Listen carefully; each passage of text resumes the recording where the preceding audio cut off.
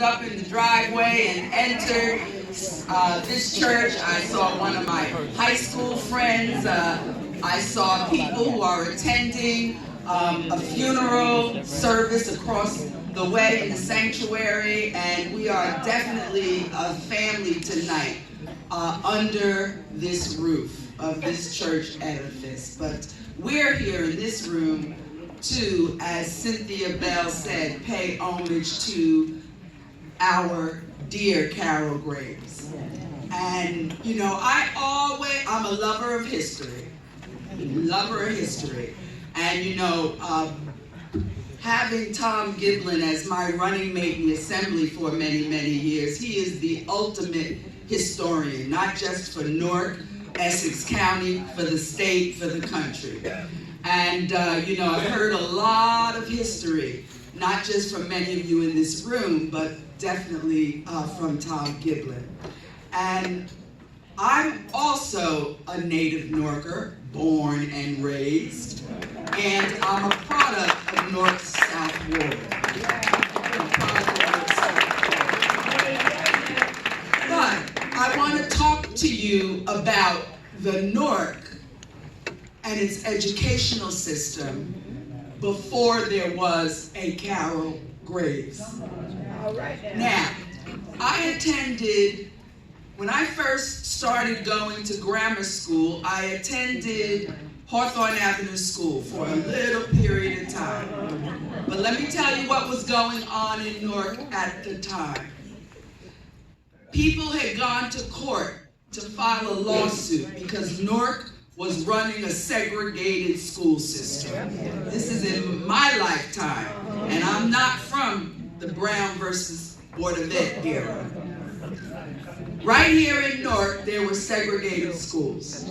And so some of the elders decided they were going to go and fight the Newark Board of Education and its educational system, and they were going to make sure that everyone got a thorough and efficient education, and that there was going to be equality of education. So many of us that lived in the South Ward, where they had tracked us to Hawthorne, we now got tracked over to Maple and to Chancellor Avenue School. And that's where I spent the rest of my K-8 period. I did not see a black teacher in the city of Newark as a student until Pat Joyner went to Montclair State. Yes. She pursued phys ed and health, and when I was in 8th grade, Pat came to Chancellor to do her student teaching. You hear me now? Because this is relative to Carole Graves. I go next door to Weequahic High School.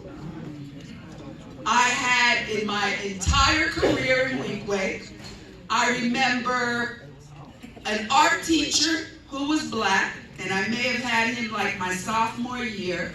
And then my senior year, we had a couple of black women who had gone to HBCUs, who came back to Newark, and they were my health teachers or my phys ed teachers.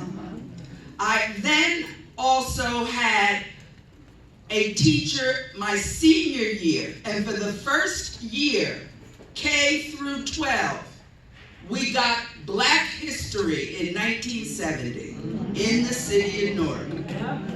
Why is it important to talk about these things? Because if it were not for Carole Graves stepping up for leadership in the AFT, NTU, the organized educational leadership at the time in this town, what you need to understand, Carole was responsible for opening doors for black teachers in the city of Newark. There were none.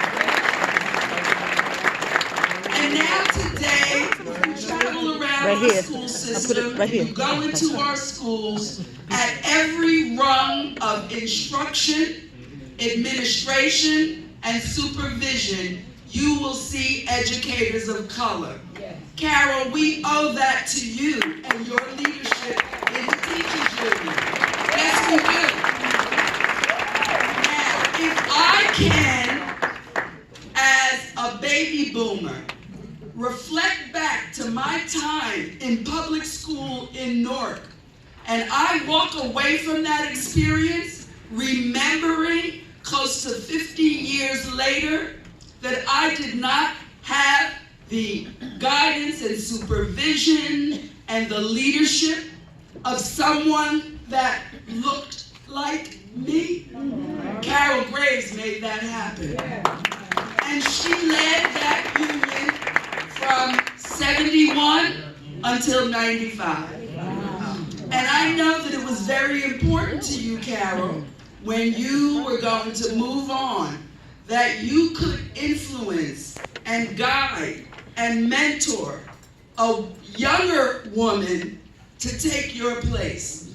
And Mayor James mentioned Wayne Richardson.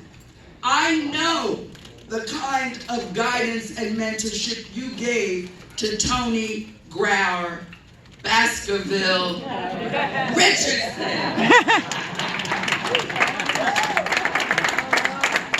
And today, she has the distinction of having been appointed by Mayor Baraka as his education policy, his chief education policy person. And I know what you poured into Tony. I know what you poured into her.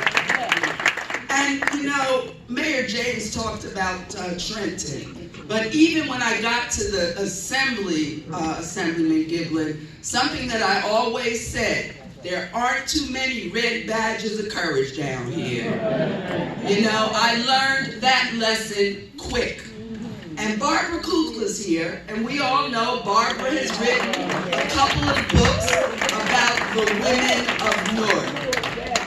I can sure tell you something about the women of Newark. I don't care what ward they came from. I don't care what they did during the course of their lives. Women like Carole Graves and others in this room, women from Newark, you do not want to cross our paths when we are going to fight. Amen. You don't want to cross our paths. Amen. You don't.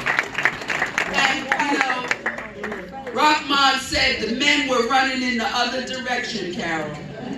When you stepped up and said, I got a red badge of courage, and I'm going to step up.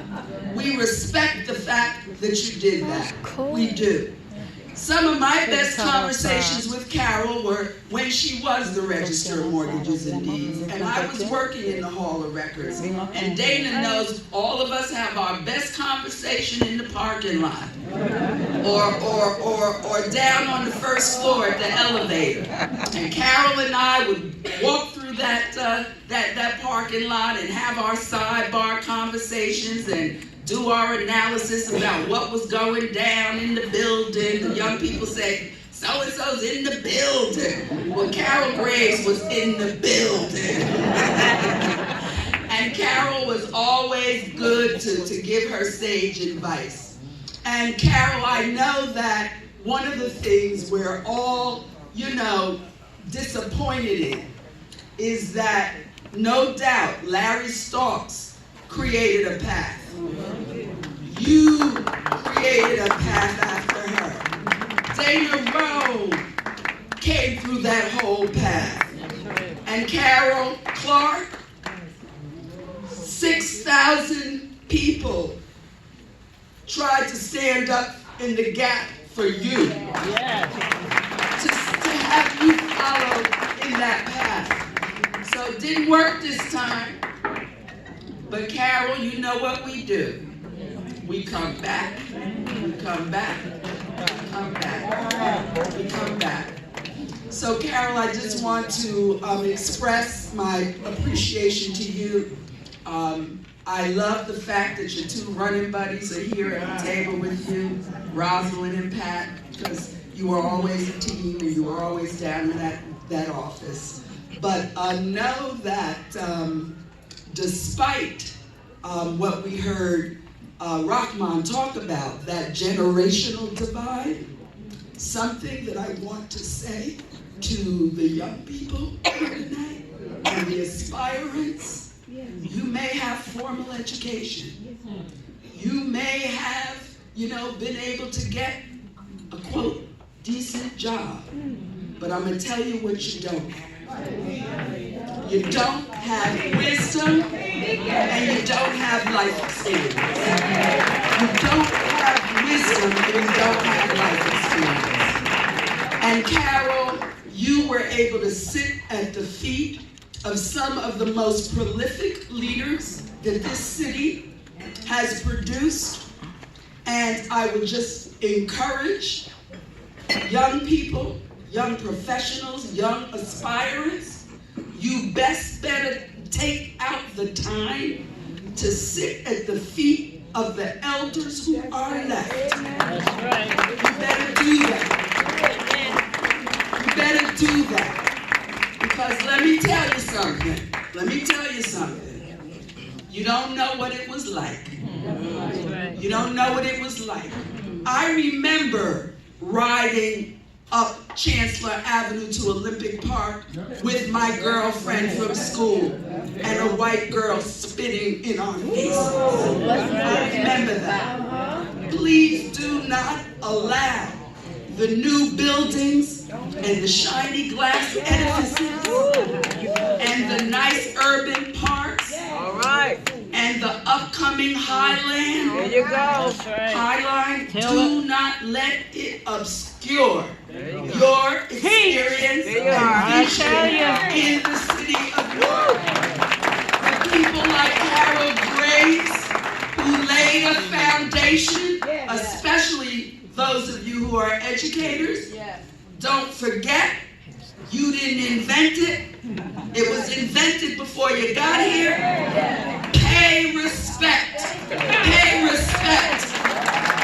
Pay respect to those that came before you. Pay respect. That's right. And as I close, I just want to tell Don Bradley, I got your message from Cherry.